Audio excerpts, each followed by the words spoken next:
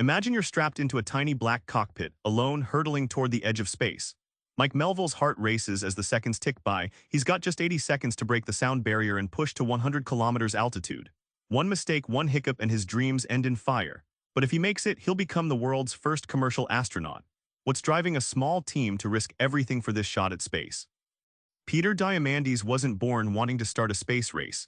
But after watching Apollo 11 land, he got obsessed. When NASA slowed down, he dreamed bigger, a competition to open space to the private sector against all odds. Diamandis grew up in a New York apartment, the son of Greek immigrants who wanted him to be a doctor. But that Apollo 11 moon landing broadcast when he was 8, it locked in his obsession forever. Against family tradition, he decided not to follow the safe path but to carve a daring one, making space accessible to civilians. Think of NASA as a giant ship slowing down after decades of pushing frontiers. Private teams were tiny speedboats, nimble and hungry. Diamandis flipped a familiar script by staging a race, a $10 million prize, to reward the first private craft that could reach space. Like turning a boring corporate budget into a thrilling startup hackathon, he created a new business model for space exploration.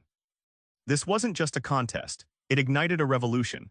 Suddenly, spaceflight was no longer a government monopoly. It proved that small teams with limited funds and insane grit could do what giant agencies couldn't. Diamandis' vision became the launchpad not just for spaceships, but for an entire industry that would redefine human exploration. The prize was big $10 million, but building a spacecraft from scratch, astronomical. Enter Burt Rutan, a legendary engineer with a knack for wild designs and lean budgets, reshaping what a spaceship could be. Burt Rutan's Mojave workshop was more like a mad inventor's lab than NASA's clean rooms. His team cobbled together Spaceship One using lightweight materials, a revolutionary feathered reentry system, and engines that packed a punch without breaking the bank. The spacecraft wasn't pretty, but it was brilliant, built on ingenuity, not billions. If government programs are orchestras performing Beethoven, Rutan's was a jazz band freestyling. They junked traditional wisdom, considering rocket design like throwing spaghetti at the wall to see what stuck. Their credo, fail fast, fix faster. It was like hacking a complex puzzle with duct tape and sheer willpower. Against skeptics and physics alike, Spaceship One soared beyond 100 kilometers altitude, winning the X Prize. It proved that bold creativity, nimble teams, and ruthless focus could compress decades of progress into months, redefining the possible for any dreamer with guts and blueprints. When Mike Melville finally breaks the sound barrier and crosses the Kármán line, it's more than a flight, it's a statement. This moment sparks an era where anyone with vision can shoot for the stars. On June 21, 2004, Spaceship One's rocket engine blazed through 80 seconds of fiery acceleration, cutting through the sky at Mach 1.2.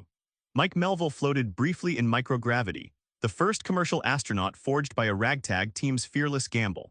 The world watched someone from the private sector crack a frontier once reserved for governments. This flight flipped a switch in the world's imagination. Suddenly, profit and passion powered exploration.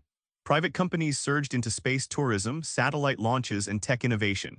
It's like the internet boom all over again, but now the frontier was beyond Earth's atmosphere, unrestricted, uncharted, and wildly lucrative. Today, hundreds have followed Melville's footsteps. Space travel is poised to become routine, accessible not just for billionaires but for scientists, engineers, and adventurers alike.